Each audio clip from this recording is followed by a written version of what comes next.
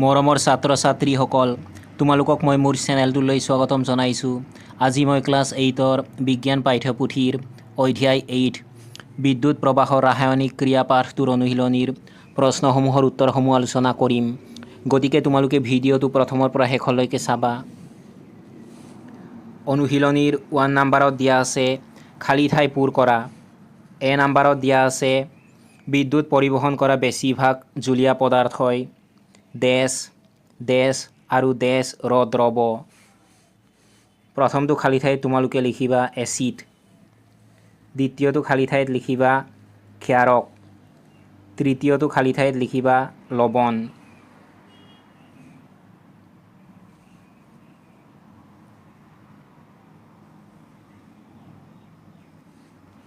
B নম্বৰত দিয়া আছে দ্ৰৱ এটাৰ মাজেৰে প্ৰবাহিত হোৱা বিদ্যুতে ডেছ ক্ৰিয়াৰ সৃষ্টি কৰে। তোমালোকে খালী ঠাইত লিখিবা ৰাসায়নিক।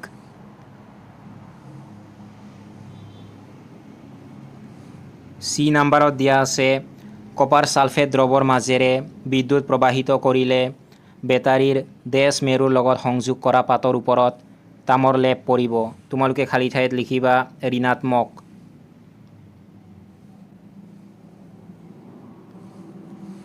ডি নম্বৰত দিয়া আছে বিদ্যুতৰ দ্বাৰা কোনো এবিধ বিচৰা ধাতুৰ লেপন আন এটা বস্তুৰ ওপৰত দিয়া কাৰ্যক ডেছ বোলে। তোমালোকে খালী ঠাইত লিখিবা বিদ্যুৎ লেপন।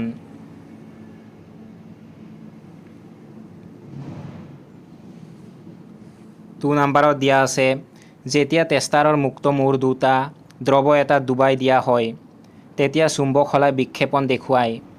তুমি কাৰণটো ব্যাখ্যা কৰিব পাৰিবানে? তোমালোকে উত্তৰত লিখিবা কাৰণ দ্ৰৱটো বিদ্যুতৰ সুপৰিবাহী আৰু ইয়াৰ মাজেৰে বিদ্যুৎ প্ৰবাহিত হৈছে, লগতে বৰ্তনীটো সম্পূৰ্ণ হৈছে।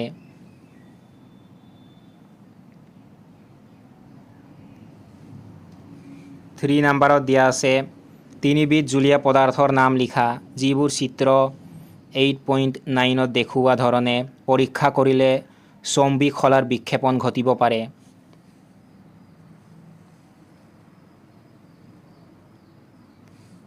তোমালোকে উত্তৰত লিখিবা ভিনেগাৰ, নেমু ৰস আৰু নলৰ পানী।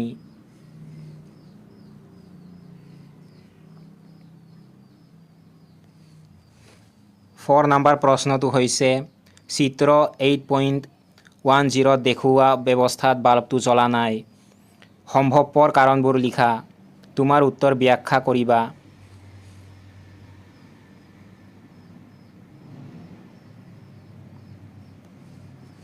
তোমালোকে উত্তৰত লিখিবা বাল্বটো নজ্বলাৰ সম্ভৱপৰ কাৰণবোৰ হ'ল পাত্ৰত থকা জুলীয়া দ্ৰৱটো হয়তো পাতিত পানী, বাল্বটো ফিউজ হ'ব পাৰে, কোষবোৰৰ কাৰ্যক্ষমতা শেষ হোৱাৰ ফলত বাল্বটো জ্বলিবলৈ যথেষ্ট আধান নাই, তাৰ কেইডাল বৰ্তনীত ঢিলাকৈ সংযোজিত হৈ থাকিব পাৰে। 5 নম্বৰত দিয়া আছে এ আৰু বি বুলি চিহ্নিত দুটা জুলীয়া পদাৰ্থৰ পৰিবাহিতা পৰীক্ষা কৰিবলৈ এটা টেষ্টাৰ ব্যৱহাৰ কৰা হৈছে। দেখা গ'ল যে জুলীয়া পদাৰ্থ এৰ ক্ষেত্ৰত বাল্বটো উজ্জ্বলকৈ জ্বলিছে, আনহাতে বিৰ ক্ষেত্ৰত ই নিষ্প্ৰভ। তুমি সিদ্ধান্ত ল'বা যে ইয়াৰ শুদ্ধ উত্তৰ হৈছে অপশ্যন নম্বৰ এ, জুলীয়া পদাৰ্থ বিতকৈ জুলীয়া পদাৰ্থ এ উন্নত পৰিবাহী।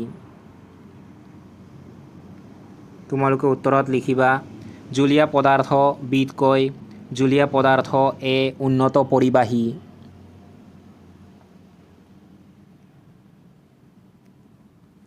ছিক্স নম্বৰ প্ৰশ্নটো হৈছে বিশুদ্ধ পানীয়ে বিদ্যুৎ পৰিবহণ কৰেনে? যদি নকৰে তেন্তে ইয়াক পৰিবাহী কৰিবলৈ আমি কি কৰিব পাৰোঁ? তোমালোকে উত্তৰত লিখিবা নাই, বিশুদ্ধ পানীয়ে বিদ্যুৎ পৰিবহণ নকৰে। ইয়াক পৰিবাহী কৰিবলৈ আমি বিশুদ্ধ পানীত নিমখ দ্ৰৱীভূত কৰিব লাগিব।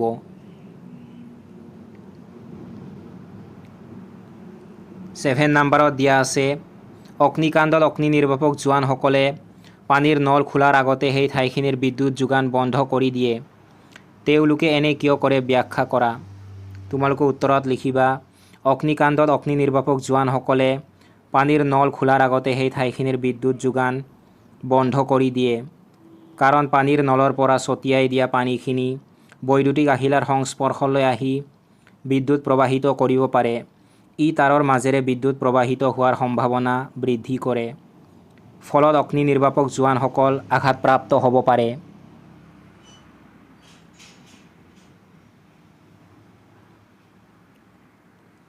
8 নম্বৰ প্ৰশ্নটো হৈছে, উপকূলীয় অঞ্চলত থকা শিশু এটিয়ে তেওঁৰ টেষ্টাৰৰ সহায়ত খোৱা পানী আৰু সাগৰৰ পানী পৰীক্ষা কৰিলে।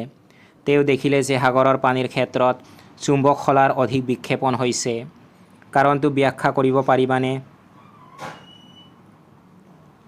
তোমালোকে উত্তৰত লিখিবা, সাগৰৰ পানীত খোৱা পানীৰ তুলনাত অধিক নিমখ দ্ৰৱীভূত হৈ থাকে। গতিকে ই খোৱা পানীতকৈ বেছি পৰিবাহী। এই কাৰণে খোৱা পানীৰ তুলনাত সাগৰৰ পানীত চুম্বক শলাৰ অধিক বিক্ষেপণ হয়।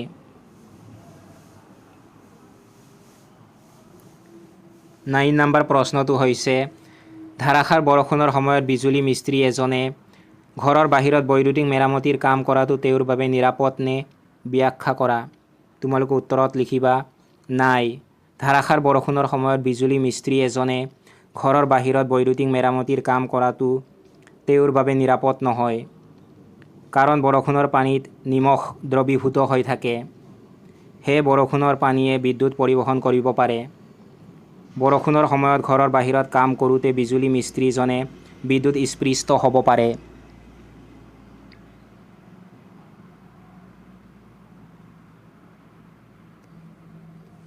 টেন নম্বৰ প্ৰশ্নটো হৈছে, প্ৰহেলিকাই শুনিছিল যে বৰষুণৰ পানী পাতিত পানীৰ নিচিনাই ভাল।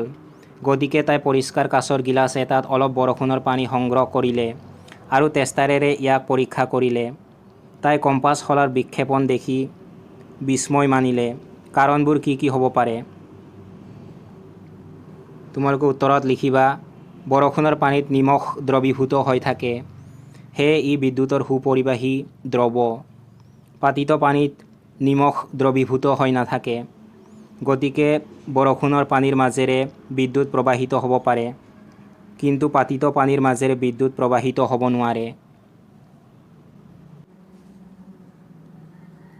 11 নম্বৰ প্ৰশ্নটো হৈছে, তোমাৰ চাৰিওপিনে বিদ্যুৎ লেপন বিশিষ্ট বস্তুবোৰৰ এখন তালিকা প্ৰস্তুত কৰা।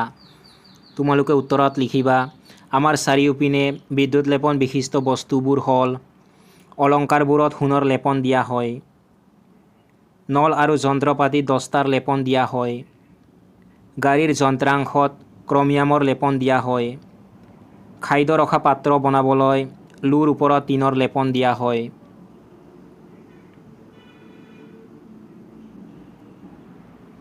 টুৱেলভ নম্বৰ প্ৰশ্নটো হৈছে, ক্ৰিয়াকলাপ 8.7ত তুমি দেখা প্ৰক্ৰিয়াটোৰে তাম শুদ্ধ কৰা হয়।